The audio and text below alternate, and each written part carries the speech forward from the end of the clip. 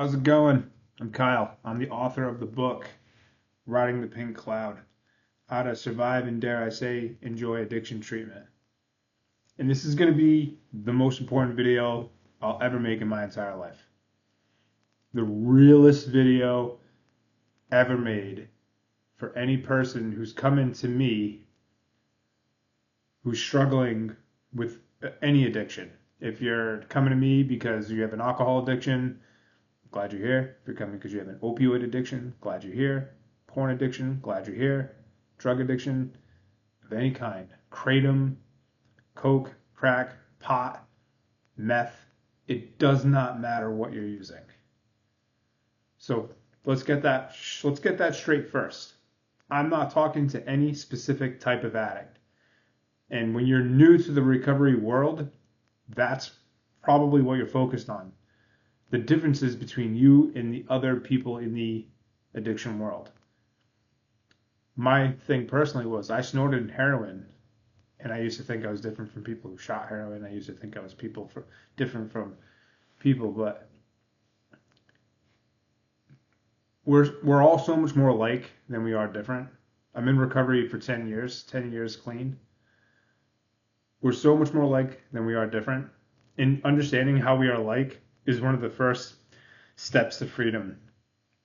And when you focus on just the behavior, just the substance, it's like you're focusing on the bars that imprison you rather than the freedom. Because looking at the differences keeps you stuck and cynical, like a know-it-all. But looking at the similarities invites you to be in a group of people with a common problem. And if you don't have a common problem, you don't have a common solution. So don't focus on the bars that imprison you. Focus on the first steps to freedom, which is connection with others. But what I really want to get out in this video, the most important thing any addict or alcoholic of any kind will ever hear, the most important thing, the reason why you can't get sober is because you're not making the right sacrifice. It is one of the deepest, oldest, realest facts of life ever. And it goes all the way back to the Bible even. I'm not a Christian, I'm not a Catholic, but this story that I'm about to tell explains it really well. And I'm not a biblical scholar. I just think this is the best way to explain it. Cain and Abel. They're brothers.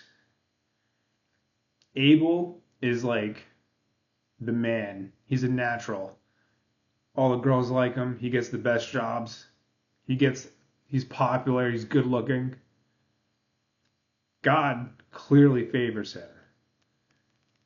And you got Cain, who's jealous of Abel, sees Abel getting all the girls, getting all the good things in life, looks at his life and says, I'm not getting what I want. And then he looks at God and he says, your creation sucks. Your creation is no good. Because if your creation was good, I would be getting what I want. And Cain made sacrifices to try to get on Abel's level. And God said, it's not enough. It's not enough. And Cain was like, what do you mean it's not enough? If your creation was good, my sacrifices would be enough. And listen, there's definitely gaps in what I'm saying, but basically Cain is like, why are my sacrifices not enough? And I'm pretty sure God says something along the lines of, sin crouches at your door like a horny cat or like a cat in heat. And every time it knocks, you let it in. That's some of the deepest shit ever said. But why does it apply to an addict or an alcoholic? There's so many people out there who swear they're going to stop, swear this is the last one. I'll never do it again. And the craziest part is, they're telling the truth. If you put an alcoholic or an addict on a lie detector test and you ask them, will you ever use again? They'll tell you no, and they'll be telling you the truth. And then the next day, the switch goes off and they decide to use again. That's what we call powerlessness.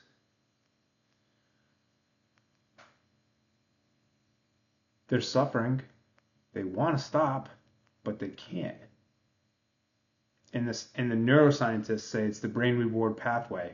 And the spiritual people say it's a spiritual bankruptcy. It's a yearning for God.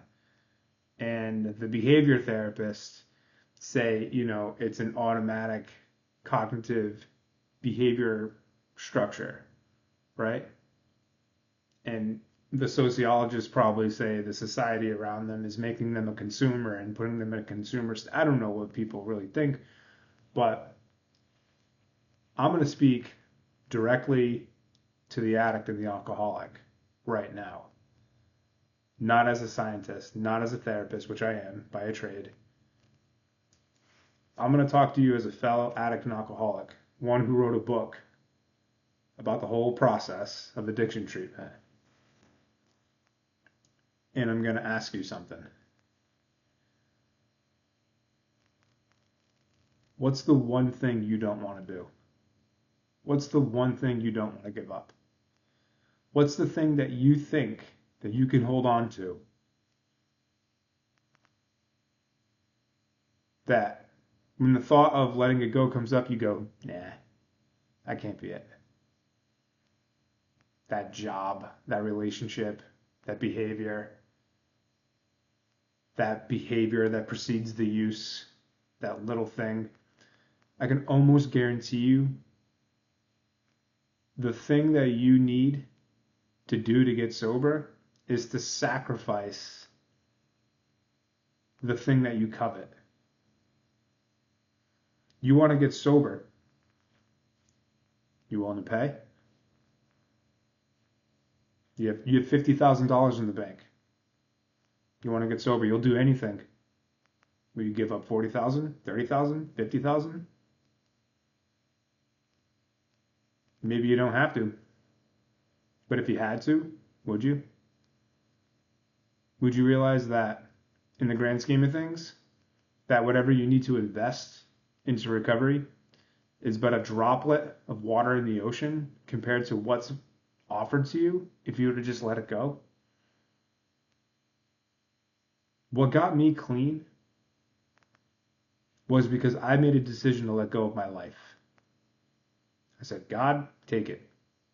I don't want it anymore. As a matter of fact, I don't even care what happens. Just get me out of this. Get me out of this cycle. And it's amazing how many times you have to learn that lesson in your life as a person in recovery. Because if you think getting clean is the end, you have no idea. It's just the beginning. It's just the tip of the iceberg. It's the most important tip for, especially if it's chemical addictions. But it's just the beginning. That thing, there's something in your life that you need to give up. Relationship, job, behavior, location. Now, there's no geographical cure,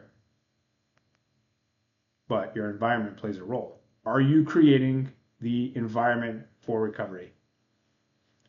Suffering doesn't lead to recovery. Good intentions don't lead to recovery. My dad used to say, only one thing needs to change. Everything. When you're ready, you will get sober when you are ready to let go of whatever you need to let go of. And it's you'll come up with things that you think you need to let go of. Maybe that friend, or maybe I can't use in the weekends, or maybe that specific drug. That's how you're thinking. You don't get it. You don't get it. Because you could do 1,000,000 therapy sessions and it wouldn't get you sober if you don't understand what I'm trying to say. You could go on every medicated assisted treatment program, have the best therapist in the world, Read my book 10 times, master it, and all of it means nothing. If you don't understand that the reason why you're not getting sober is because you're not making the sacrifice that you are called to make. You are not making the sacrifice you are called to make. I don't know if God is real or not. I started believing in God. I started letting go. I got clean. And now I'm 10 years clean and still letting go. Still understanding that I need to let go more. The reason why you're not getting sober is because you're not willing to sacrifice what's necessary.